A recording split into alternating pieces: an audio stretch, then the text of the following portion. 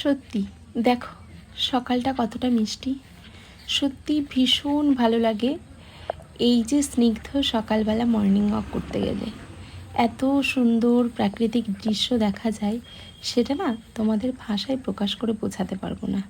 দেখো পাখিটা কি সুন্দর উড়ে উড়ে যাচ্ছে।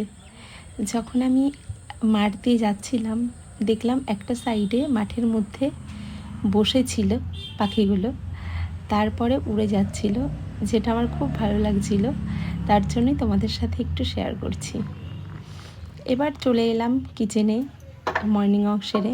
আজকে যেহেতু স্কুল আছে তুহির, তো আমাকে ব্রেকফাস্ট বানাতে হবে এবং ওকে টিফিন বানিয়েও দিতে হবে। তো যাই হোক, আজকে আমি পাস্তা করে নিয়েছিলাম, পাস্তা ওকে টিফিনে দিয়ে দিয়েছিলাম। পাস্তাটা না যেহেতু স্কুল ব্যাগে করে নিয়ে যাই, আমি সবসময় ডিমটা একটু অ্যাভয়েড করি, কেননা অনেক সময় এক্সামের সময় ও গীতা ফুল এই সমস্ত জিনিসপত্র নিয়ে যাই, যে কারণে আমি বই খাতার সাথে না ডিমটাকে একটু অ্যাভয়েড করি। তো আজকে আমি পাস্তাটা করেছিলাম একদম প্লেনের ওপরে, জাস্ট একটু তেলে ভেজে নিয়েছি সেদ্ধ করে।